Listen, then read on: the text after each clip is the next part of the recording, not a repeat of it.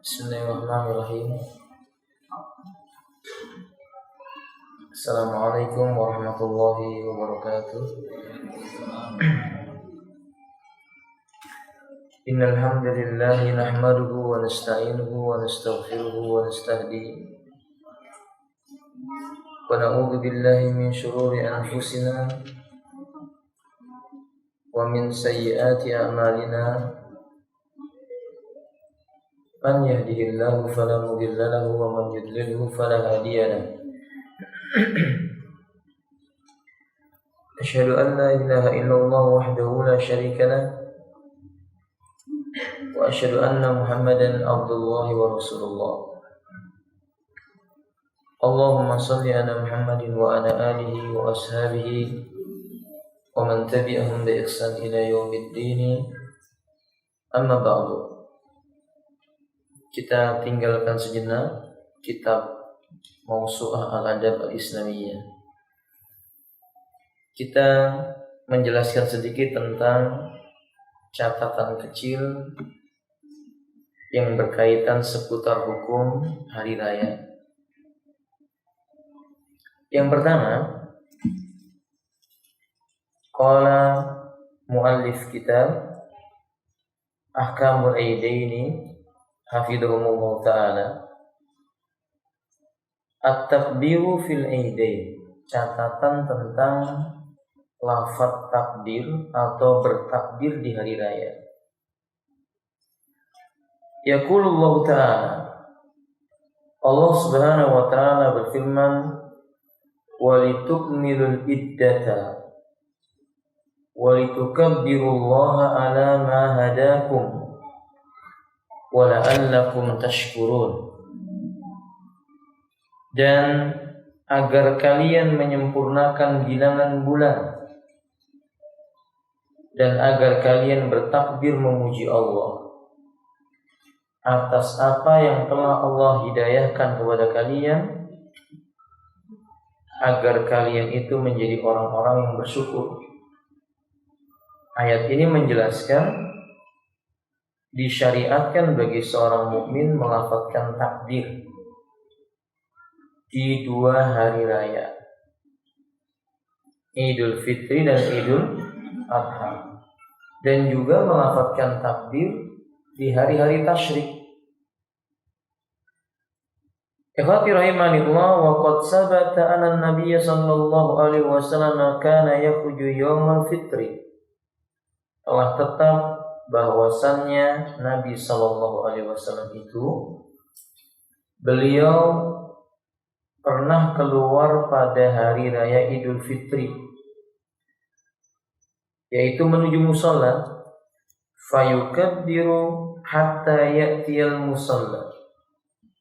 Beliau terus-menerus mengucapkan takbir sehingga beliau sampai di tempat salat. Wa hatta yaqdiyas shalah, dan beliau terus-menerus bertakbir sampai selesai salat. Fa idza qada shalah, bila beliau telah menunaikan salat, yakni qata'at takbir, beliau telah menghentikan takbir. Berarti di hari raya Idul Fitri takbir dimulai sejak berangkat menuju ke tempat sholat, berhenti kapan Evan? Setelah selesai sholat. Ini tidak ada takbir lagi. Riwayat ini dikeluarkan oleh Imam Ibnu Abi Syaibah dalam kitab Al-Musannaf. Wa fil hadis dalilun, qala al-muhaddis al-Albani rahimahullah ta'ala. Imam al-muhaddis al-Albani rahimahullah ta'ala mengatakan, wa fil hadisi dalilun ala masru'iyati ma jara alai amalul muslimin minat takbiri jahran fit tariqi ila musalla. Dalam hadis ini ada bukti disyariatkannya sesuatu yang berlaku dari amalan kaum muslimin berupa takbir dengan suara dikeraskan di jalan-jalan ketika mereka menuju musalla. Wa in kana katsirun minhum bada'u yatasaruna biyadi sunnah Sehingga sekarang kebalikan, banyak kaum muslimin yang meremehkan masalah ini. Lafaz takbir ini dilakukan malu-malu. Mereka tidak mengucapkannya. Padahal ikhwati rahimani wallah, bertakbir itu disyariatkan. Lafadznya juga dikeraskan. Tapi dengan catatan bahwa ikhwati rahimani wallah, annal jahra bit takbiri hunna la yusra'u fil ijtima' alaihi bi sautin wahid kama yaf'alul ba'du.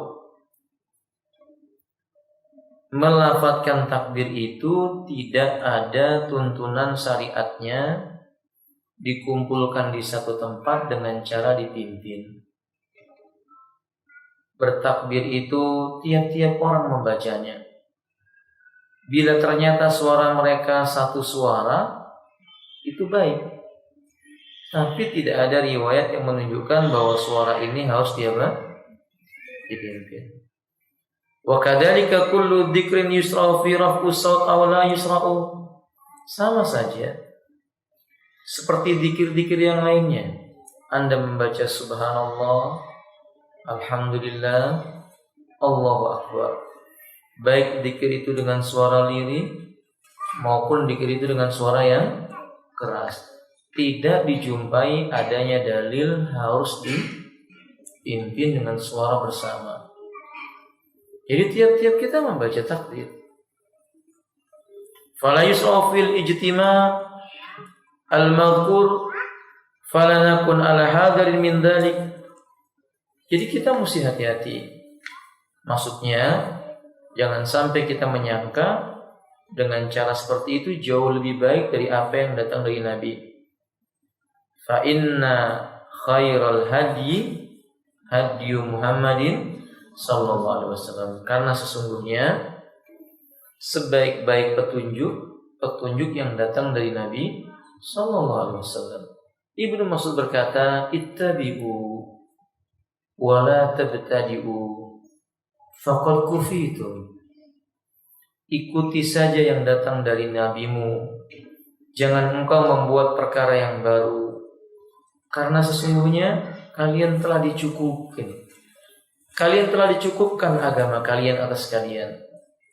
Su'ila Syekhul Islami Ibnu Taimiyah an waqti takbiri fil aidaini.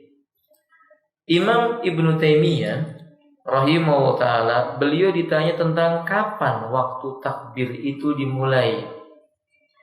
Faqala rahimahullah ta'ala, alhamdulillah, segala puji bagi Allah.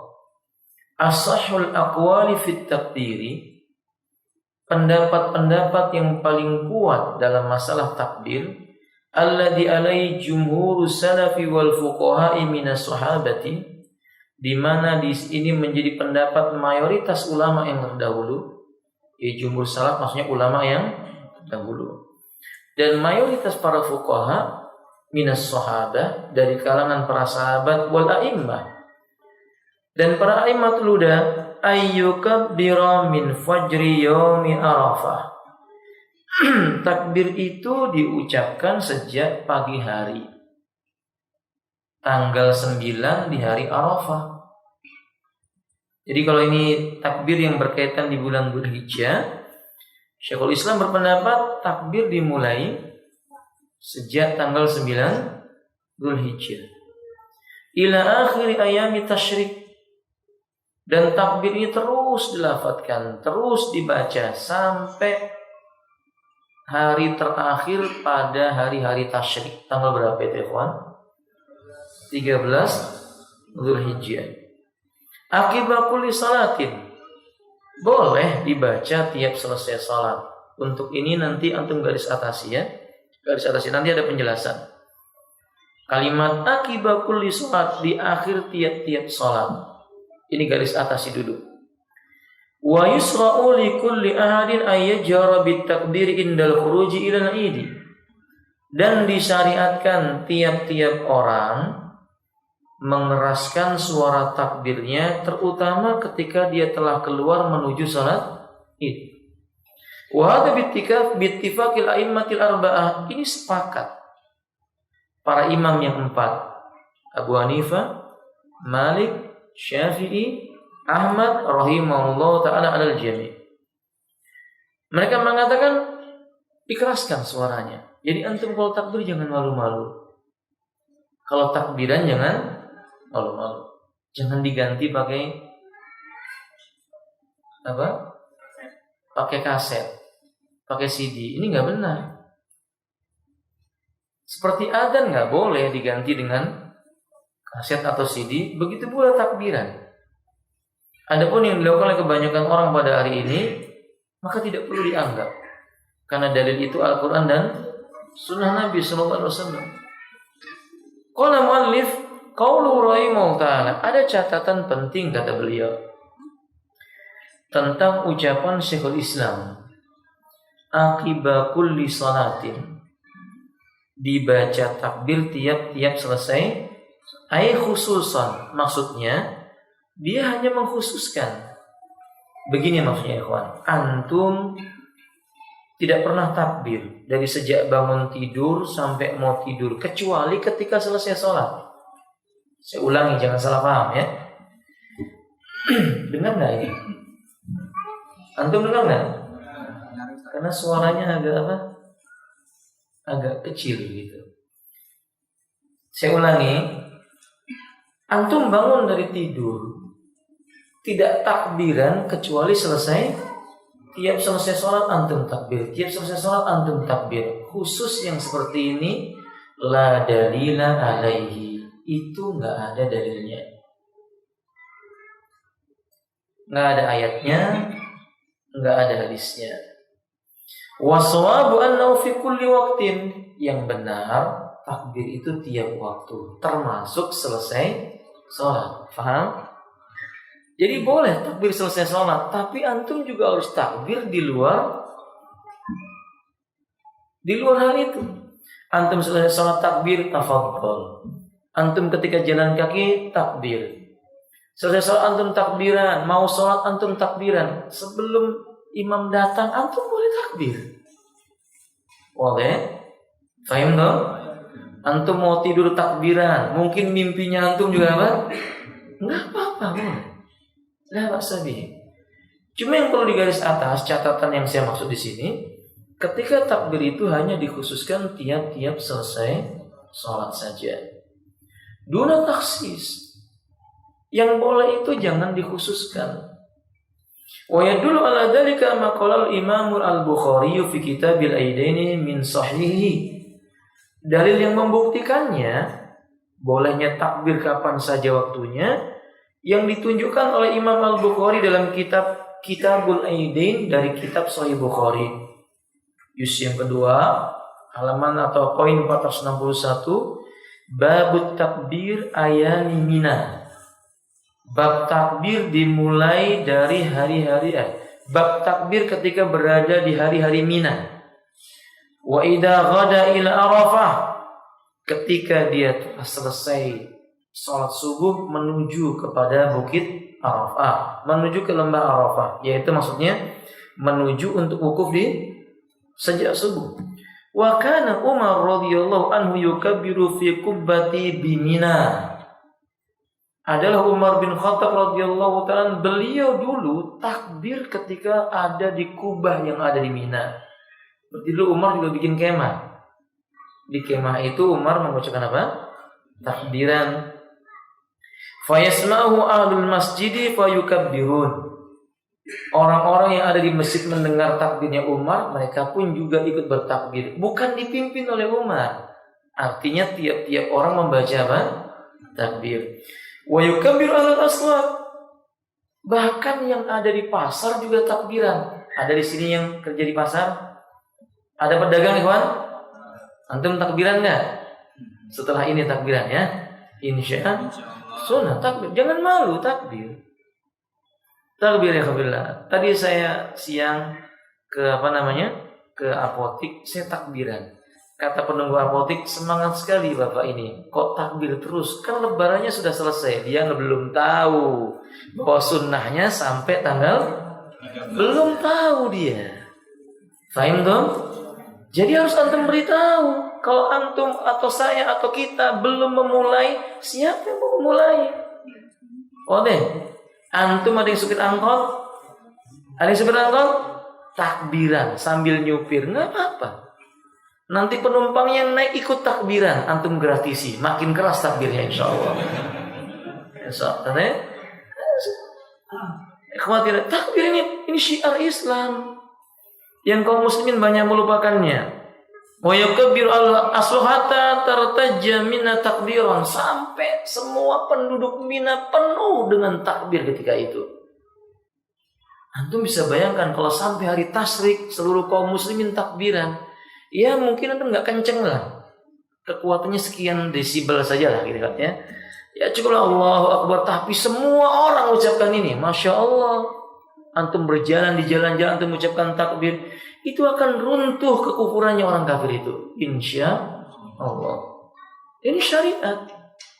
Jadi jangan malu bertakbir itu. Lalu kata beliau sebenarnya wa kana Ibnu Umar yukabbiru bimina tilkal ayam wa khalfas salawat.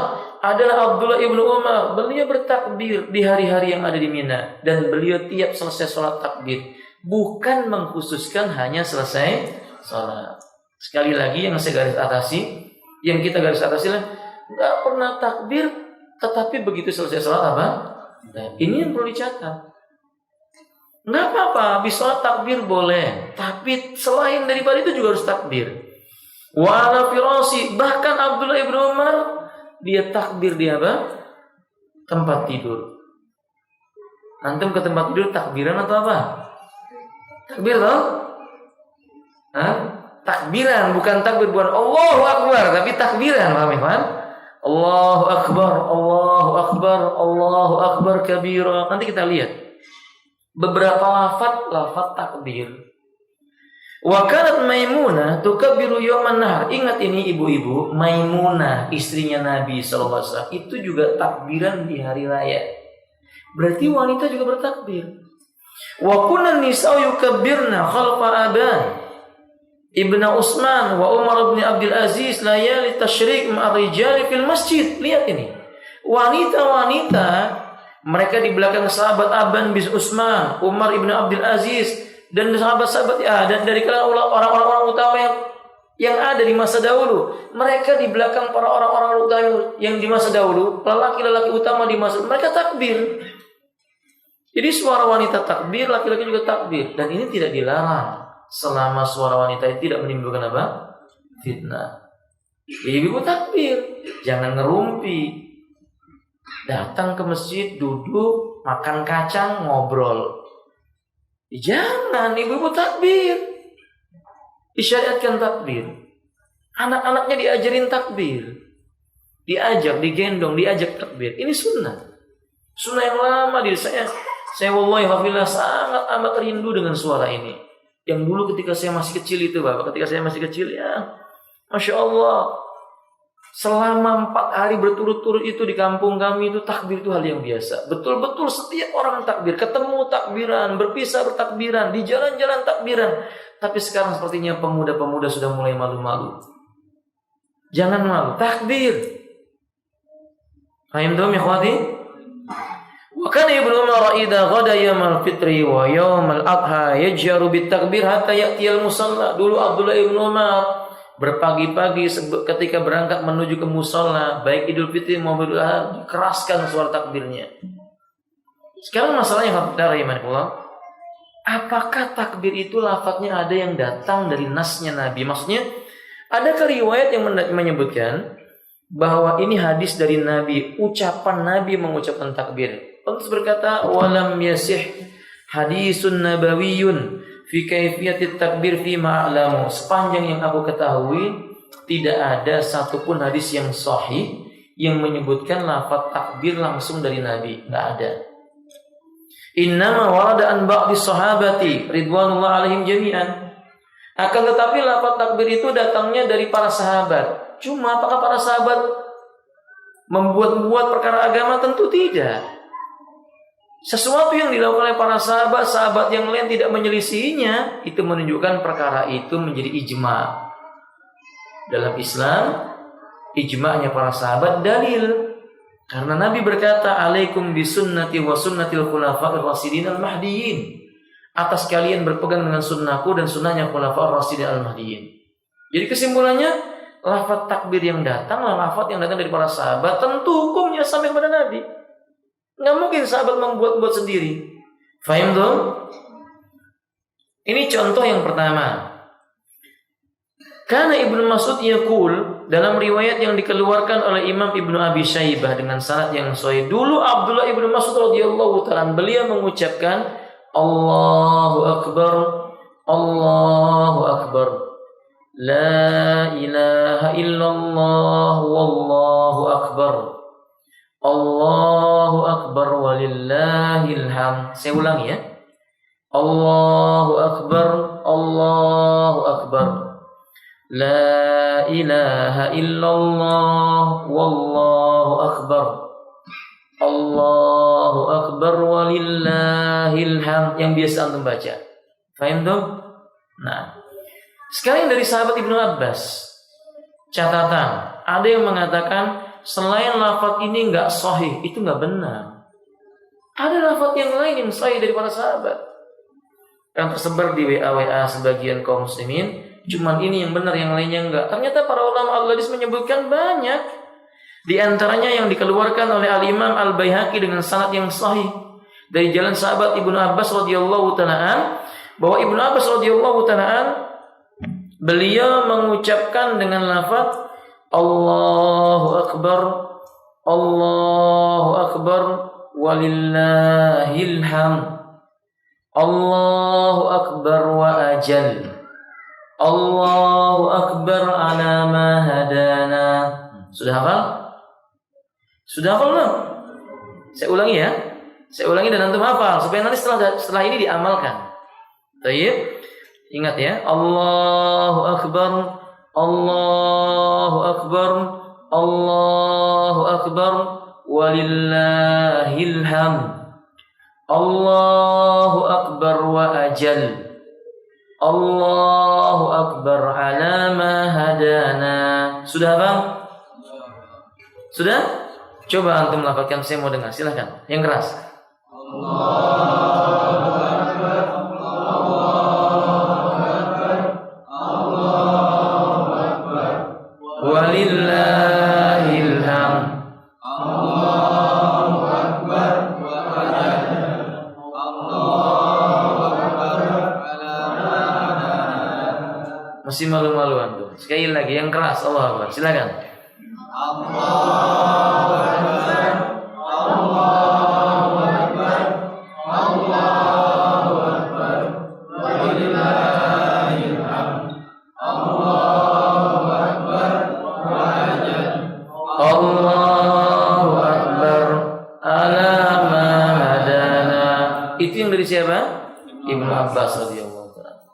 Dan ini yang paling gampang, paling mudah insyaallah, dari sahabat Salman Al-Farisi radhiyallahu ta'ala.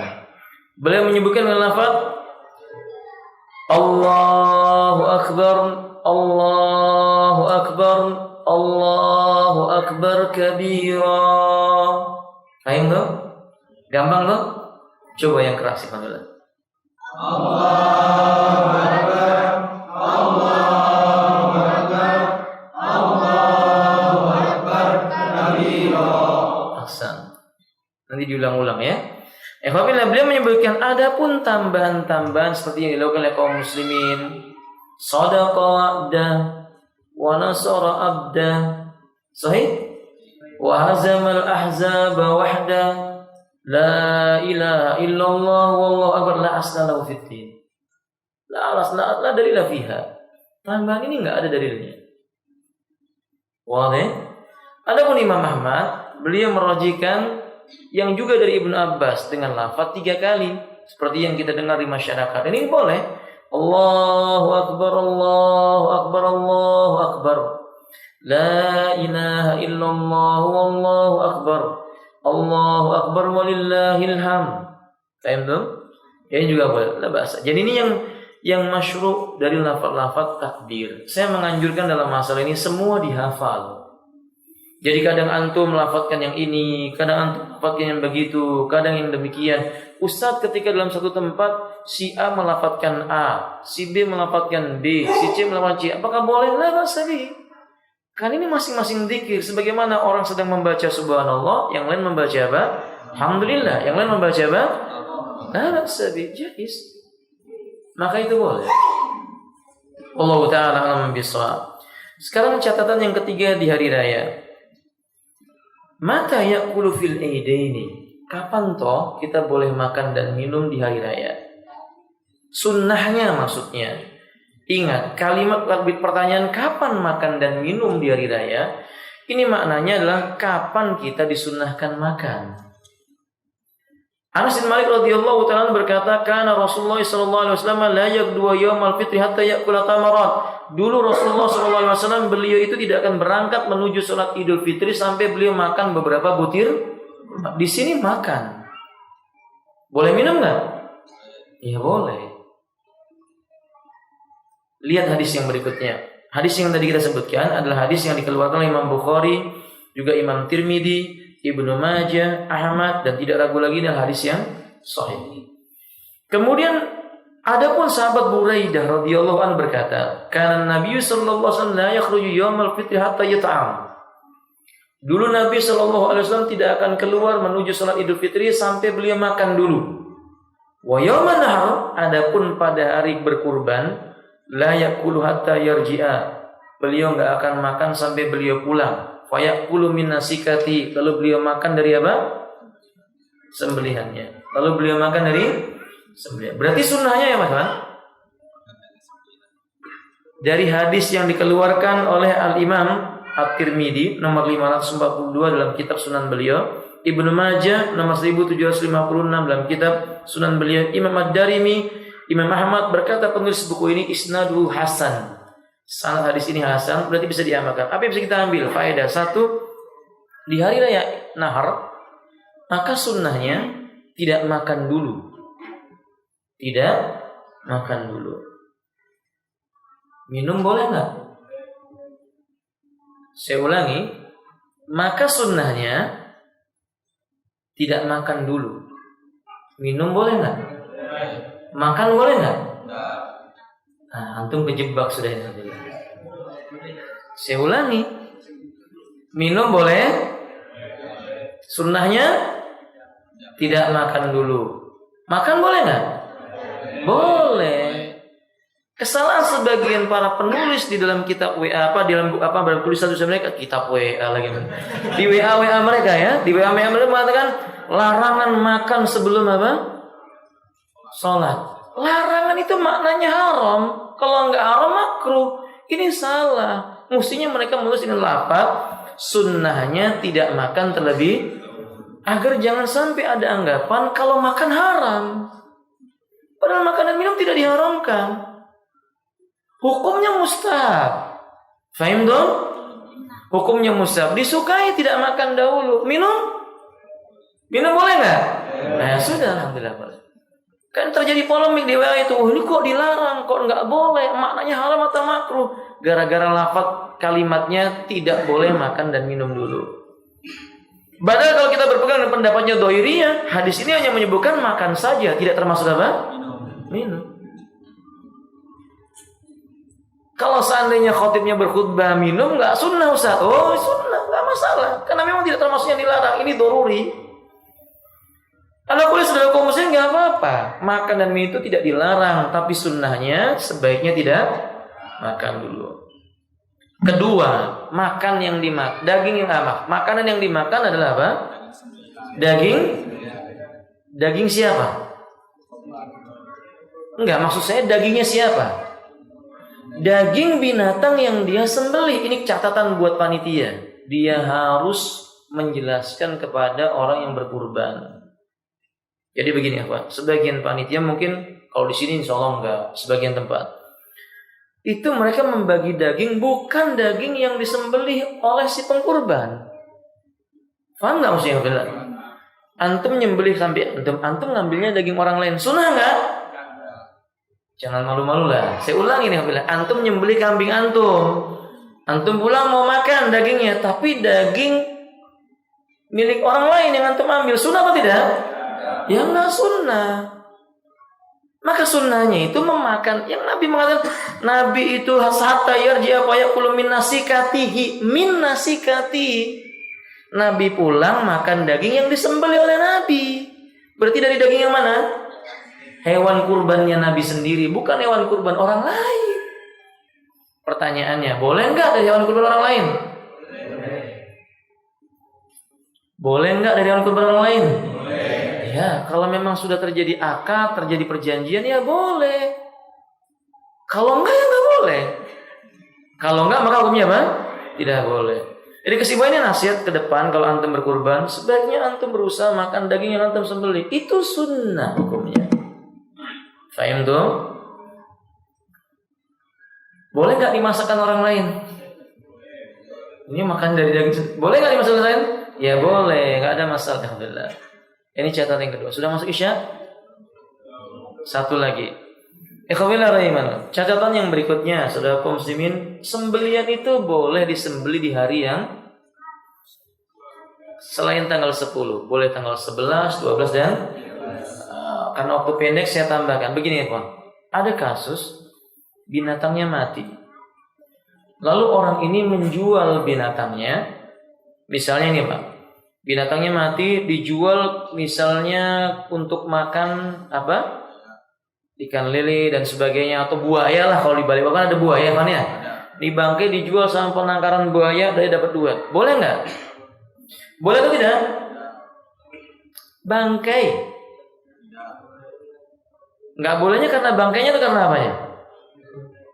Perhatikan ini, Wan. Ini kambing mati dijual ke orang. Dijual kulitnya, sudahlah, dijual. Ini kambing saya mati, mau saya buat kurban, sudah mati, kulitnya kan halal, dikuliti toh. Dijual boleh atau tidak? Boleh atau tidak? Enggak boleh, hewan kurban tidak boleh dijual.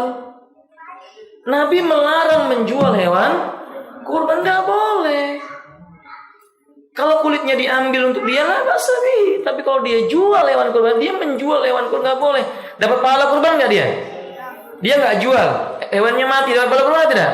Dapat, karena dia sudah berniat untuk berkurban. Makanya ketika ada seorang yang datang kepada Ibnu Abbas, wahai Abdullah, semalam kambingku hilang.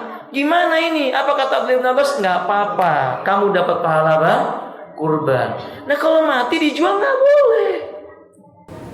Dia menjual hewan kurbannya nggak boleh.